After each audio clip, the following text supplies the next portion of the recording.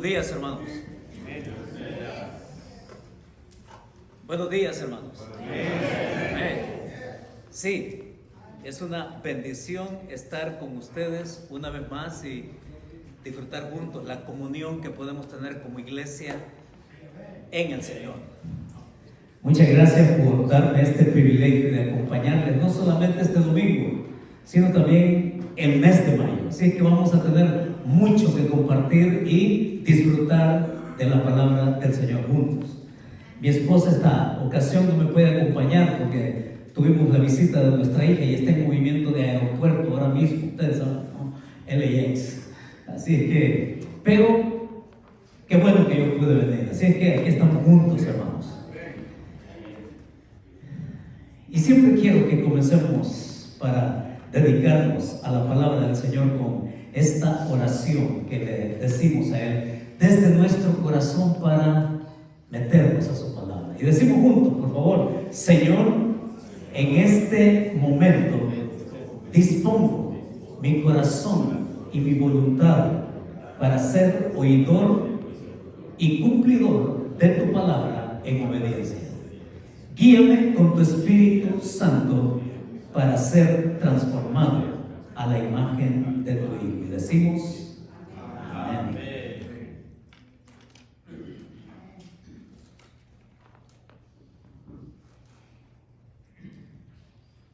Es algo que ocurre todos los días, a cualquier hora.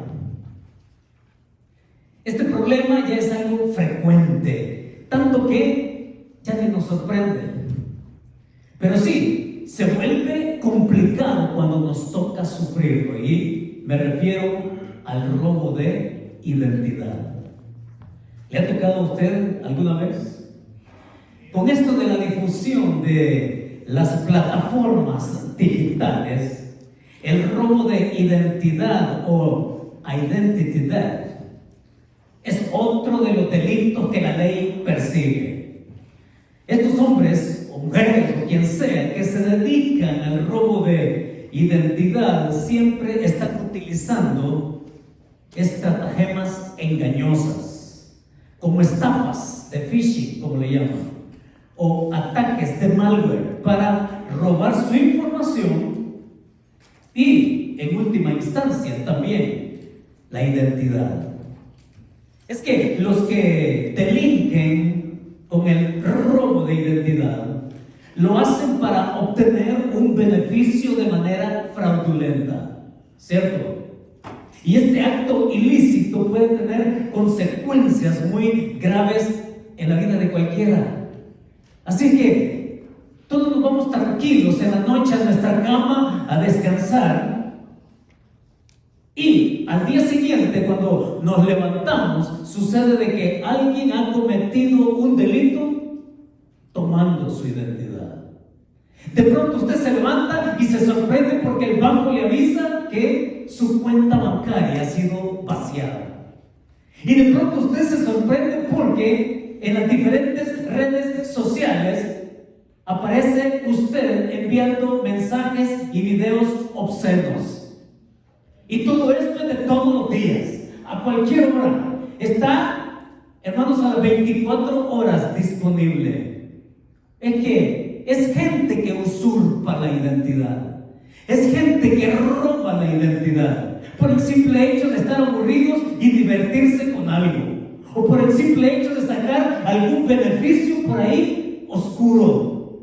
Mis hermanos, es que nos sorprende todo lo que se puede cometer cuando otros se hacen pasar por uno.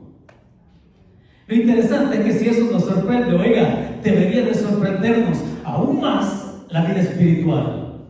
Porque en la vida espiritual sorprende que nosotros, los cristianos, por definición, somos personas que tenemos la identidad de otro, ¿cierto? Es en la vida espiritual que se nos llama cristianos, porque tomamos la identidad de Jesucristo. Y esa es una bendición. Y cuando esto sucede, hermanos, no es solo que se nos ha dado su identidad, es que también se nos han dado todos los beneficios que conlleva tener esa identidad. identidad con Jesucristo. Y en esta mañana nosotros nos vamos a dar cuenta de que no estamos para robarle la identidad a Jesucristo. No estamos para usurparle su identidad al Señor. Es que la identidad suya es un don de gracia que se nos ofrece. Y al dárnoslo como un regalo, entonces también se nos dan todos los beneficios, todas las bendiciones que eso conlleva. Es por eso que Pablo de eso nos quiere convencer. A partir de hoy, en esta ocasión que comenzamos y que vamos a estar en el mes de mayo juntos, Pablo a eso nos quiere llevar en una de sus 13 epístolas, la de Efesios. Y Pablo nos va a saber decir, y ese es el título de nuestro mensaje de hoy, es un asunto de identidad. Es eso que usted tiene ahí en su boletín para tomar nota, para que esos dos principios que Pablo nos va a mostrar hoy en los versículos 1 y 2 que hemos leído, mis hermanos, juntos se combinan para dejarnos una verdad profunda. Y cuando Pablo nos la va a compartir hoy, espero que nosotros lo tengamos entre pecho y espalda, así, grabado pero a puro fuego. Hermanos, veamos qué tiene Pablo aquí en la epístola a los Efesios. Una epístola que cuando nos acercamos fácilmente podemos identificar dos grandes mitades. En los capítulos del 1 al 3, Pablo está enseñando acerca de lo que somos en Cristo y de lo que Él es para nosotros ya estando en los lugares celestiales. En la segunda mitad de la epístola, en los capítulos del 4 al 6, Pablo nos va a saber decir el papel que cada uno juega dentro del cuerpo de Cristo. Y mis hermanos, con un propósito también. No es pertenecer solo por pertenecer, no es solo para agrandar el número, no solo para hacer el grupo más grande, no, es que Pablo le ha hecho pertenecer a usted y a mí dentro de este cuerpo maravilloso que se llama su iglesia, con un propósito muy específico. Así que vaya conmigo, por favor, aquí a Efesios capítulo 1 y dígame que ya se amarró bien el cinturón de seguridad, porque hermanos, vamos a despegar ahora mismo. Versículo 1 dice así: Pablo, apóstol de Jesucristo, por la voluntad de Dios. Aparquémonos ahí. Es que no podemos seguir. Es que Pablo nos hace hacer un alto obligado. Es que él quiere que entendamos qué quiere decir con sus primeras palabras en esta epístola a los Efesios. Pablo, apóstol de Jesucristo, por la voluntad de Dios. Y aquí, hermanos, viene el primer principio que usted debe de anotar allí en su boletín, ahí en esa guía que se le ha dado. Lo primero que Pablo está diciendo allí es que se nos otorga una identidad única en la conversión. Se nos otorga una identidad única en la conversión. Imagínense qué cosa más tremenda, hermanos. Esto está fuera de nuestro alcance. Es que a nosotros se nos da una identidad con la cual no nacimos, ni con la cual podemos llegar a ganar. Es que se nos da por pura gracia, por puro regalo suyo para nosotros. Y Pablo lo que quiere es que entendamos y que dimensionemos hasta dónde llega el hecho de tener una identidad con Él. Así que la identidad esta, hermanos, se nos otorga en la conversión.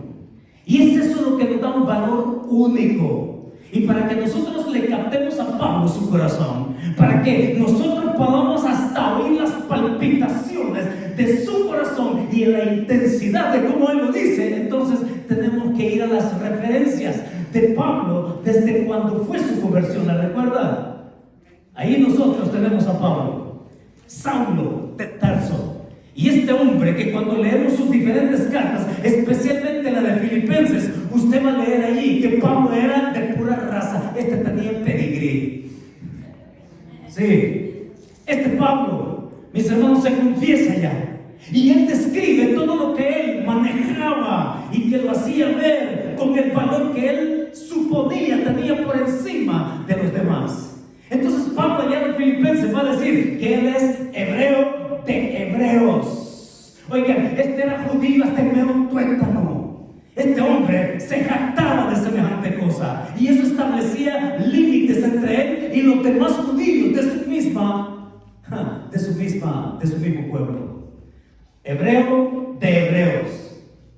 Él venía de la tribu de Benjamín, va a decir allá en Filipenses. Oigan, venía de la tribu de Benjamín, del hijo menor de Jacob, hijo de Raquel, la que sí verdaderamente Jacob amó. Viene de ese amor profundo entre Jacob y su esposa, la que siempre quiso, la que trabajó extra, ¿sí? Es de pura raza. Así que él también va a decir que en cuanto a su religión, él era fariseo de fariseos. Y vaya, si usted no tiene que leer qué significaba ser fariseo. Pablo va a decir allá que él superaba a muchos de su época. Pablo era un hombre que se paraba frente a cualquiera, y oigan, se paraban porque lo respetaban. Pablo podía entrar por cualquier puerta y se paraban y luego querían escuchar. Pablo era un hombre, mis hermanos, diríamos completo en los estándares del mundo. Un hombre que su religión lo llevaba mis hermanos, a no buscar nada más. Pablo era un hombre completo.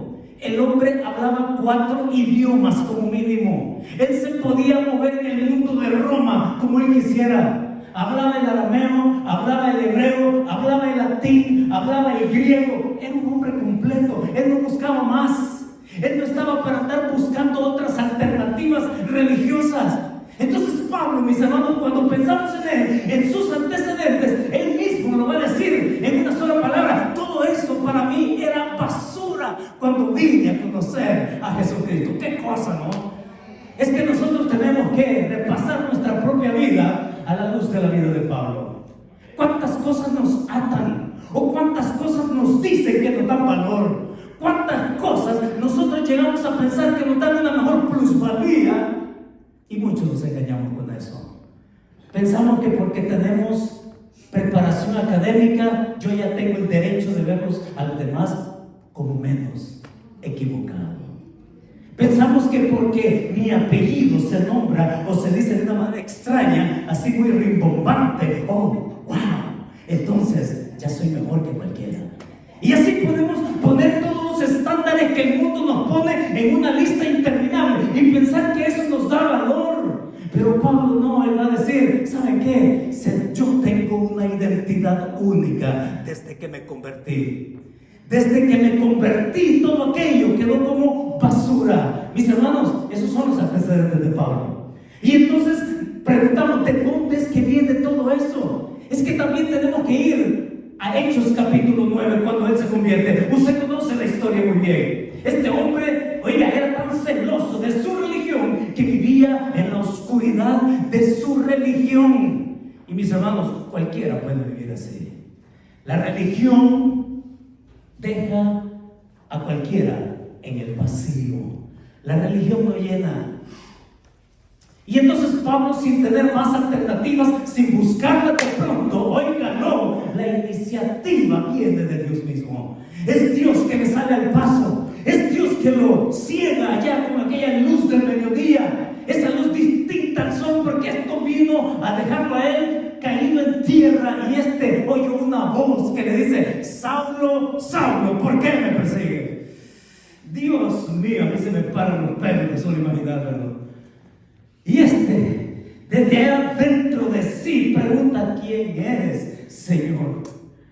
Yo soy Jesús a quien tú persigues. Fíjese, perseguir a los cristianos equivalía a seguir a Jesucristo, a perseguir a Jesucristo. Y es Jesús, mis hermanos, pero no olvidemos el contexto de Hechos capítulo 9. Porque antes de que se dé la narrativa por Lucas en Hechos de la conversión de Saulo, óigalo, allá se menciona en el capítulo 7 de un hombre radical. De un hombre que le va a demostrar a Pablo que es verdaderamente ser un radical teniendo la identidad de Jesucristo. Hombre, si Pablo se considera un hombre así, pues Pablo va a tener frente a él a un hombre que le va a demostrar lo que es morir por la fe: Esteban. Y allá Esteban, usted lee el capítulo 7. Oiga, váyase a casa el día de hoy, tómese un café por la tarde y léase el capítulo 7 de Hechos. Porque allá, oiga, no, Esteban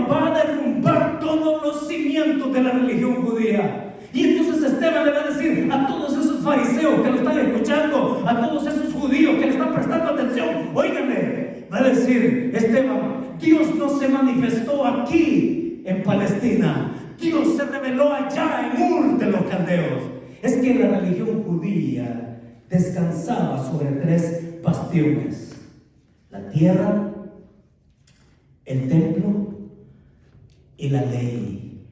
Esa era la esencia de la religión judía. Y uno por uno Esteban los va a derribar. Tanto que dicen que cuando llegó el momento de que Dios se manifestó allá en Ur de los Caldeos, a un politeísta llamado Abraham, óigalo, Abraham era un pagano. Abraham vino al conocimiento de Dios porque él le respondió con fe también. Y derrumba aquello. Esta tierra no es santa. Allá Dios se manifestó en Ur de los Caldeos.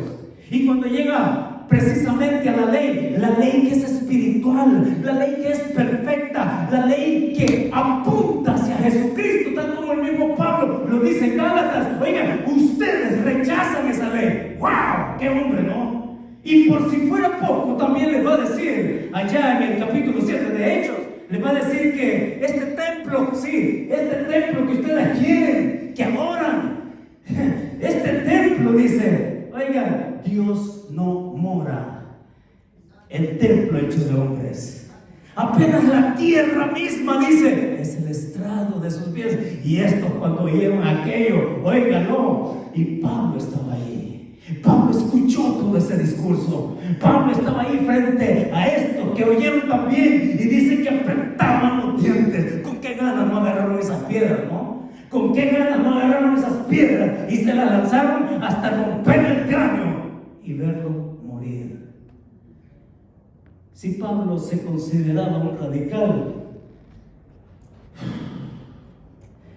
él pudo tener a uno más radical que él, capaz de morir por la fe, por la identidad que sí tenía en Jesucristo. Y no solamente él. Allá va a terminar el capítulo 7. Dice que a partir de esa muerte, entonces Pablo, así de una manera implacable, empezó a perseguir más a los cristianos, buscarlos hasta allá, Antioquía de Siria. Y entonces, para traerlos objetos de ley, meterlos a las cárceles, torturarlos, incluso matarles. Y a él le resbalaba eso. Para él eso era, hermanos, con lo que él podía adorar a Dios según él. Pero es Dios que le sale al paso. Oigan, Pablo no tuvo que hacer nada para recibir esto. Fue por pura gracia de Dios. Es que ninguno de nosotros por naturaleza busca a Dios. Todos nos corrompemos. Y vaya si no nos podemos perfeccionar, en cuanto nos podemos corromper. No, oiga, mire, el ser humano tiene una capacidad de corromperse que hasta sorprende. Y nosotros podemos caer en eso. La identidad de Jesucristo. Pablo, apóstol de Jesucristo por la voluntad de Dios. Se nos da, hermanos, se nos da esa identidad que es única. Y con esa identidad, a partir de la conversión, es por eso que Pablo supo decir claramente, ¿no? De modo que si alguno está en Cristo, nueva criatura es. Las cosas viejas pasaron, he aquí todas son hechas nuevas. Entonces, cuando vemos esto, ¿cuánto valora usted esta identidad? ¿Cuánto? No responda rápido, por favor. Piénsalo, asimílelo. Porque hoy tenemos una oportunidad grande, profunda, hermosa de recordar por la mesa del Señor todo lo que significa la mesa del Señor. Venir y tener en nuestras manos el pan y la copa que nos recuerda cuánto yo fui amado. Que ningún otro lo ha sabido hacer. Y aquí Dios interviene en este Pablo. Y Saulo pasa a ser Pablo. Y oigan lo interesante de la conversión, hermanos. Es que como judío, de hueso colorado, como lo era Pablo, oigan, él odiaba a los gentiles. Sí, el judío de por sí no podía entrar a la casa de un gentil porque era contaminarse. Y cuántas cosas más de su cultura o tradición o religión o de lo que fuera. Pero lo cierto es que Pablo, al igual que los demás judíos, trataban a los gentiles como perros, así, despectivamente. Y lo interesante es que cuando viene esa luz resplandeciente y que lo choca y que lo ciega, entonces, y solo entonces, es que Pablo puede contemplar la luz del Evangelio. Yo soy Jesús, Pablo, a quien tú persigues. Dura cosa te es dar cosas contra el aguijón. Pablo te está dando de golpes contra la pared tú solo. Yo te voy a demostrar algo mejor que tu religión. Y vas a entrar, sí, vas a entrar a Damasco. Y vas a estar ahí hasta que se te diga lo que tienes que hacer. Dios mío, esto está tremendo, ¿no? Y ya pasa Pablo tranquilo. El hombre está en shock. Está ciego, en shock, pensando allá en su corazón y en su mente, forcejeando con lo que él era y con lo que ha escuchado. Y de pronto Dios envía a un hombre llamado Ananías: ve y haz que este recobre la vista. Señor, pero este ha perseguido a tu iglesia. Señor, pero este hombre es indeseable, Señor. Les aseguro que si yo hubiera estado en ese tiempo, capaz, y yo hubiera orado para que el Señor se lo lleve mejor. Pero Dios siempre tiene gracia, ¿no? Amén. Y lo que usted y yo pudiésemos haber deseado también en ese momento, Dios pensó y dijo: bueno, ¿y por qué no lo convertimos? ¿Sí? Y así es como este Pablo ya recibe la vista. Y lo interesante que es lo que Dios le dice a Ananías: porque yo le voy a demostrar a este cuánto le es necesario padecer por mi nombre. Y a los que antes él odiaba, Dios lo envía. Dios lo envía. ¡Qué cambio, hermanos! Porque Pablo va a romper todas sus tradiciones. Pablo va a romper todos sus preceptos judaicos. Pablo va a romper con todos sus esquemas teológicos. Oiga, Pablo va a ser roto por dentro y completamente por el poder de la gracia del Señor. Amén, hermanos. Esa es la identidad. Pero sabe, hay quienes que no quieren robar la identidad. Sí. ¿Se ha preguntado usted cómo el mundo le quiere a usted usurpar su identidad como hijo de Dios? ¿Se ha preguntado usted cómo el mundo quiere robarle a usted la identidad de quién es? Sí, el mundo tiene muchas cosas. Satanás tiene diversas maneras de llegar por todos los flancos de nuestra vida, rodearnos de tal manera que nosotros, sin incluso percatarnos, entonces vamos cediendo a vender, nos damos por secuestrados, ¿sí? No tienen que forzarnos. Nosotros nos entregamos al secuestro que el mundo quiere tener, robándonos la identidad. Y déjenme mencionarle algo más. ¿Cuáles son los pilares? Y miren esta fotografía, por favor. ¿Cuáles son los pilares en esta fotografía que podemos tener al frente?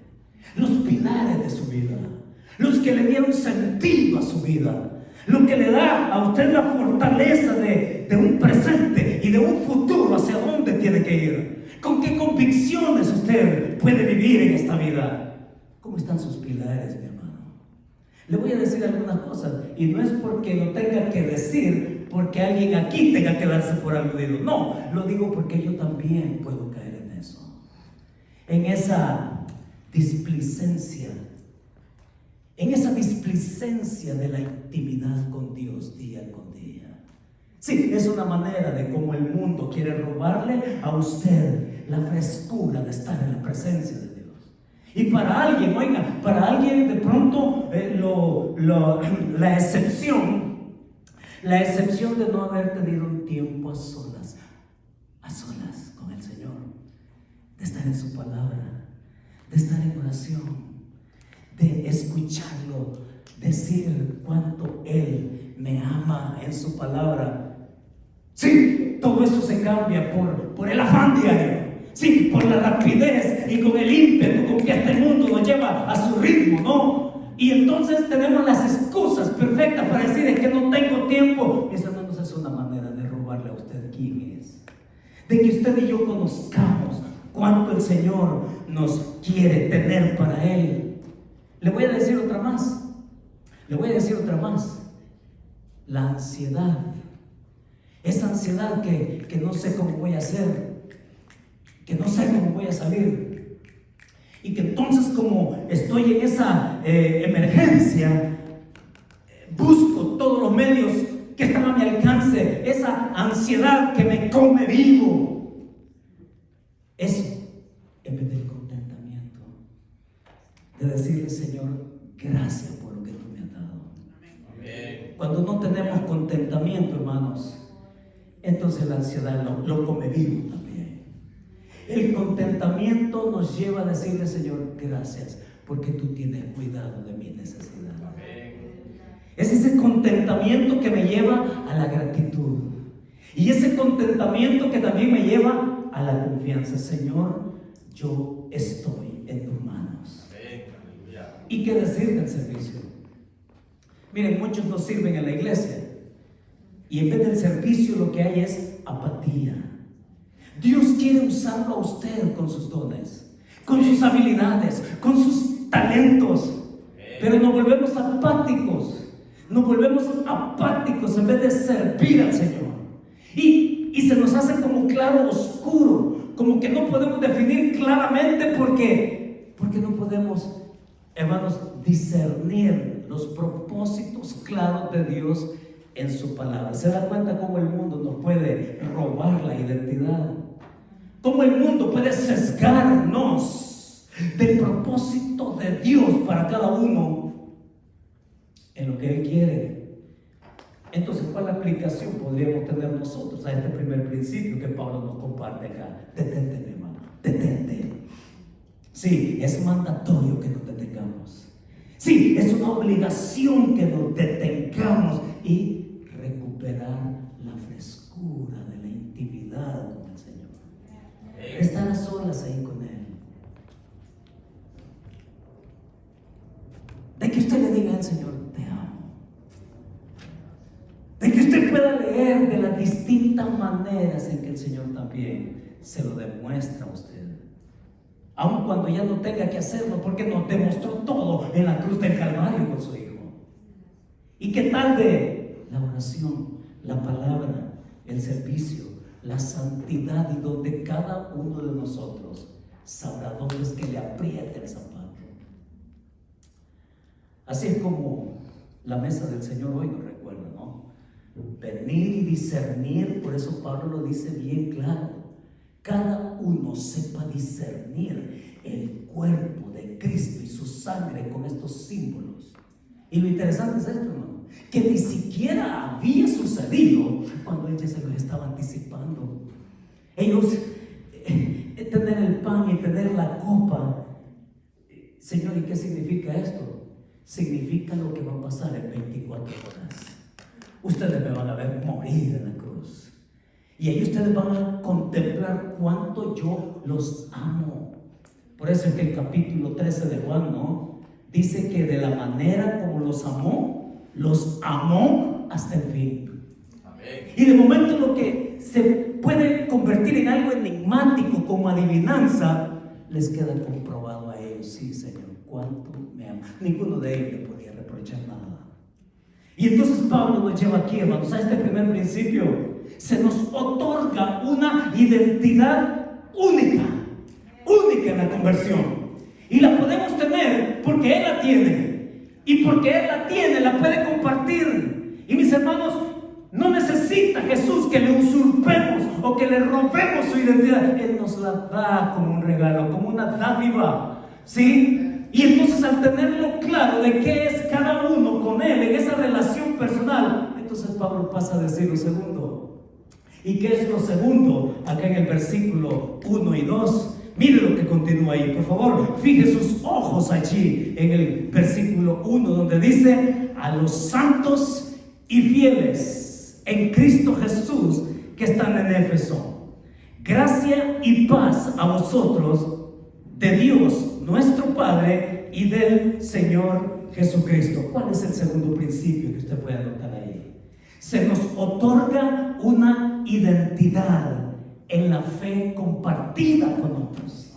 Mis hermanos, esto es crucial aquí en el corazón de Pablo, porque toda la epístola, le repito, le recuerdo, es que Pablo está diciendo lo que nosotros significamos para él y lo que nos debemos de significar los unos a los otros también en el cuerpo suyo. Pablo va a decir aquí en Efesios, ¿no?, que esto de iglesia, que en el Antiguo Testamento era un misterio, pero que el mismo Jesucristo la vaticinó, la profetizó, y él dijo, no, yo edificaré mi iglesia.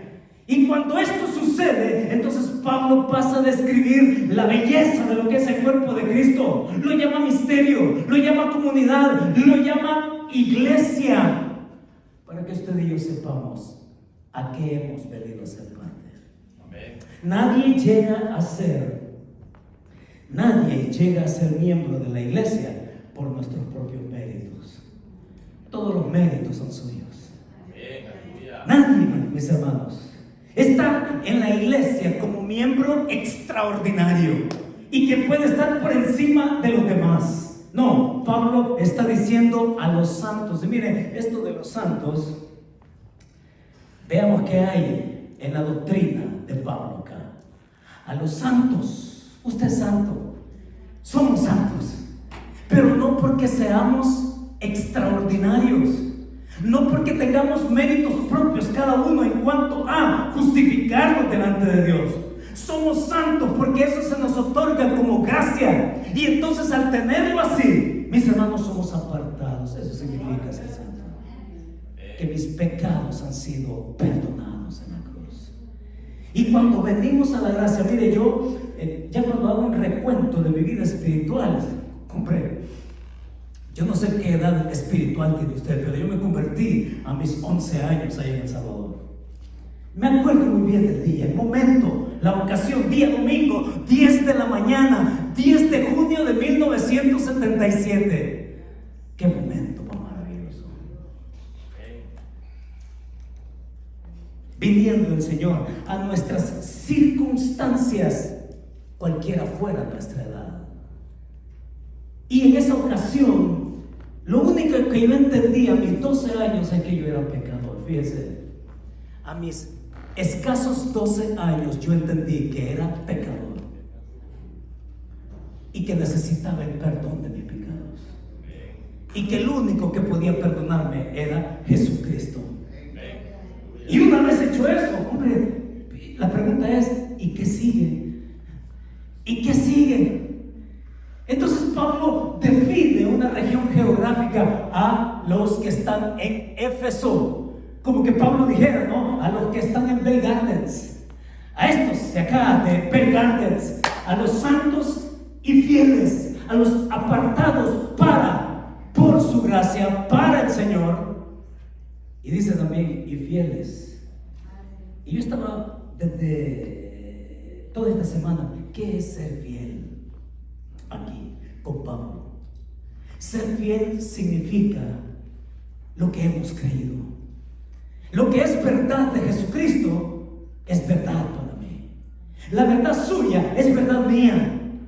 Mis hermanos, porque en la gracia vamos a ir descubriendo en la gracia todo lo que significa haber sido salvos.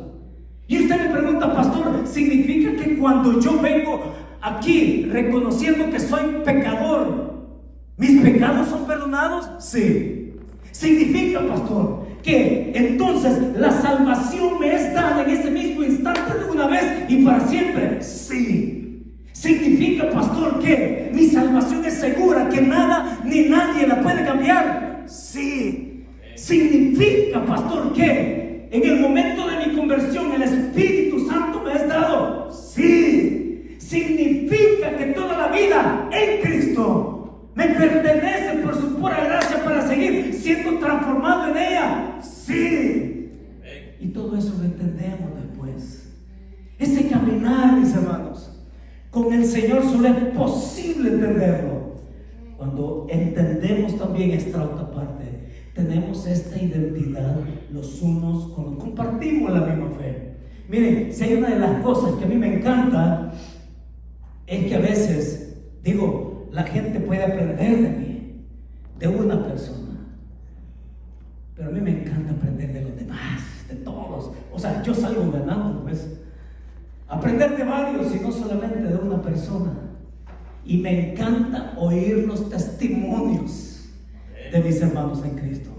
Miren, hermanos, no es cualquier cosa, no es cualquier bagatela, no es una cosa simple decir, óigalo, y me atrevo a decirlo, que el milagro más grande en esta tierra es cuando una persona pasa de ser un condenado a ser una persona salva por la eternidad. Eso es mejor que curar cualquier cáncer, ¿sabe?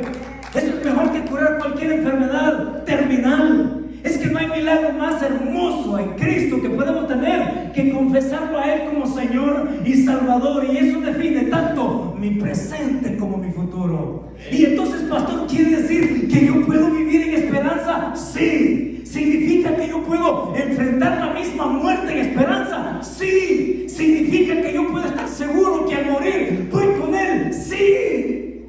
Hermanos, la gracia nos abre las puertas para conocer al único que nos ha sabido amar de esa manera. De veras que sí. Alabarlo a Él, hermanos, por tanta obra maravillosa. Y saben, aquí Pablo está diciendo, ¿no? Y fieles en Cristo Jesús, que están en Éfeso, gracia, oigan, los beneficios de la salvación, gracia y paz, dice Pablo, de Dios nuestro Padre y del Señor Jesucristo. Esto es maravilloso, porque hay cosas que vamos entendiendo, y yo lo comparo con lo que se menciona ahí en el capítulo 13 de Mateo, las parábolas del reino. El Señor cuenta la parábola, el sembrador salió a sembrar, dice, ¿no? Y empieza a describir un terreno y el otro y el otro y el otro, y al final, en el versículo 10 y versículo 11, va a decir el Señor: al que tiene, se le dará más, y al que no tiene, aún lo que tiene le será quitado. Y entonces los discípulos quedan como mareados. Señor, ¿por qué les hablas en parábolas a ellos, a los incrédulos? Y dice: porque a vosotros os has dado a conocer los misterios del reino, los misterios de mi persona, de mi gracia. Lo que el Señor Jesús les está diciendo es que al que tiene fe va a tener más revelación de la verdad. Y el que no tiene fe y que decide estar en incredulidad, aún en lo que él piensa que lo puede salvar, aún eso le va a ser quitado. Hermanos, qué bendición es conocer a Jesucristo. Qué bendición es tener su gracia inmerecida. Qué bendición es tener su paz. Qué bendición es saber que en vez de ser juez, Él viene a ser Padre. Qué bendición es saber de que aun cuando huíamos y que éramos incapaces de darle la cara por nuestro pecado y que nos alejáramos y que pudiéramos huir, Él nos acerca.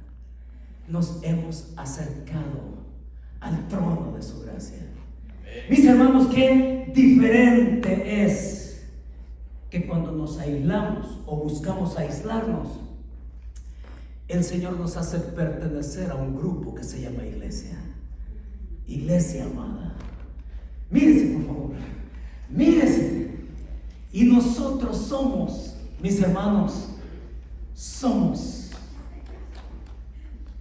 la bendición de pertenecer. Y Pablo va a abundar: amados los unos, servidos los unos, amonestados, exhortados, etcétera, en el cuerpo de Jesucristo. Es que se nos ha dado una identidad que compartimos con otros, que confesamos esa fe.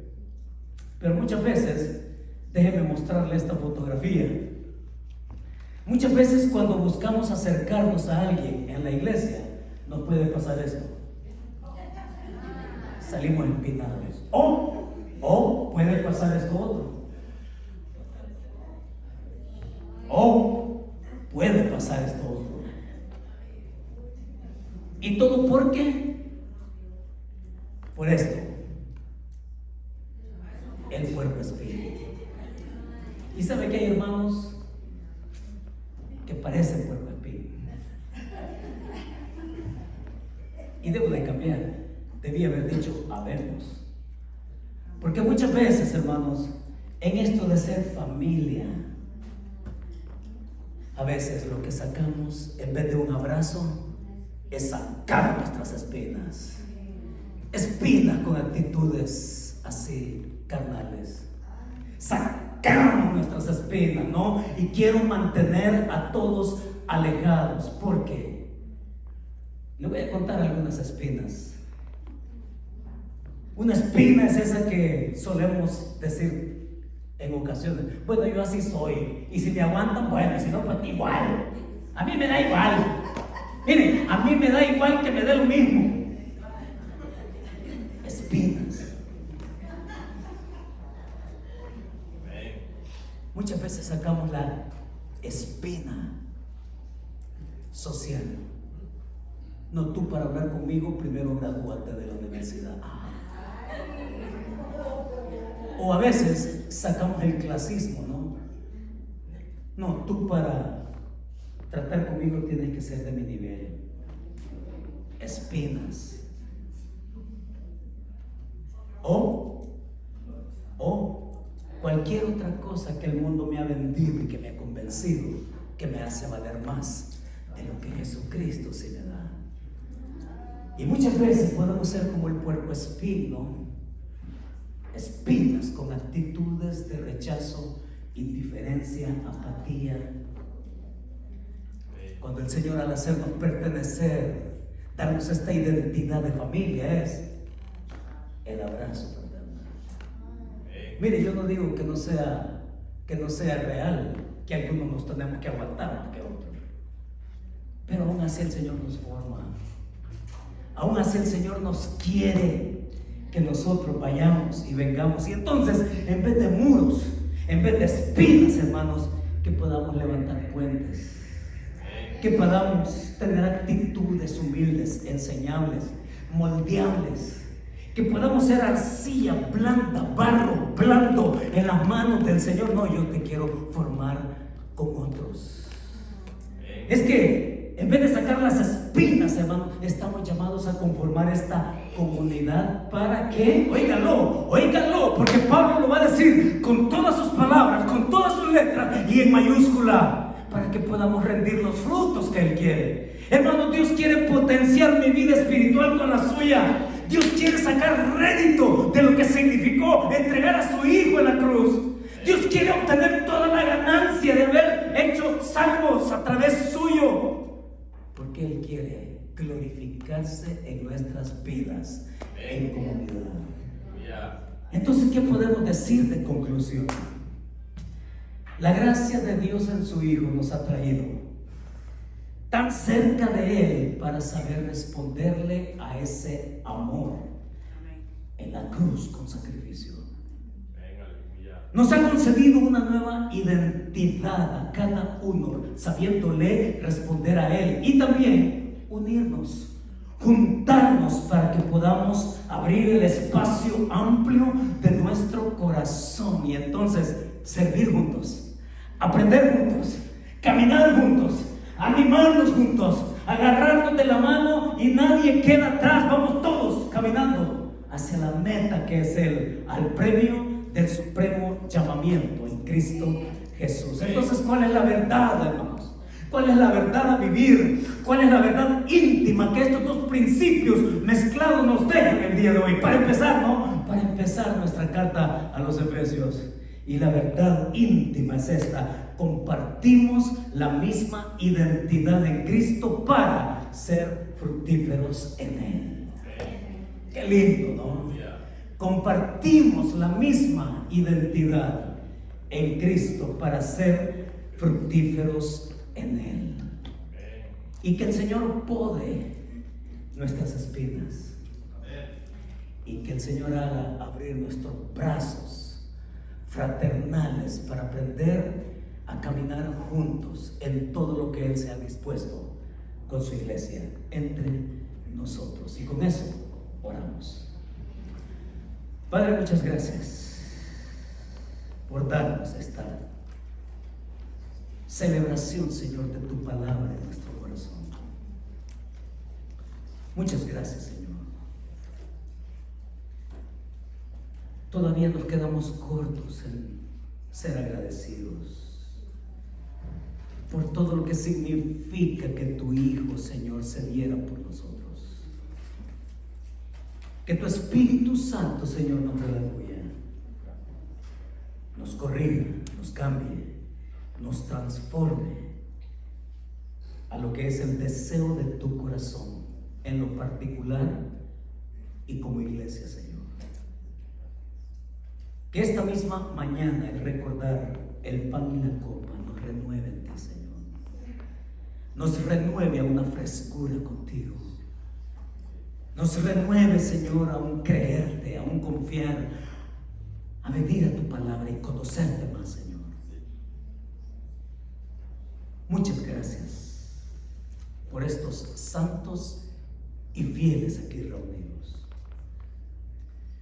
Entendemos, Señor, que es tu voluntad que nosotros vayamos con la mirada puesta en Jesús, el autor y consumador de nuestra fe.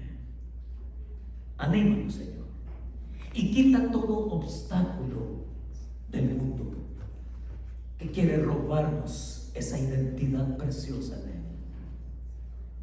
Límpianos, pódanos, circuncida, Señor, nuestro corazón de esas cosas que contaminan, Padre, lo que tú te has propuesto con nosotros. Y que desde nuestro corazón podamos decirte sí a todo lo que tú nos pides. Te alabamos, Señor, te bendecimos y te damos la gloria en el precioso nombre de tu Hijo Jesucristo. Amén. Amén. Mis hermanos, que Dios nos bendiga.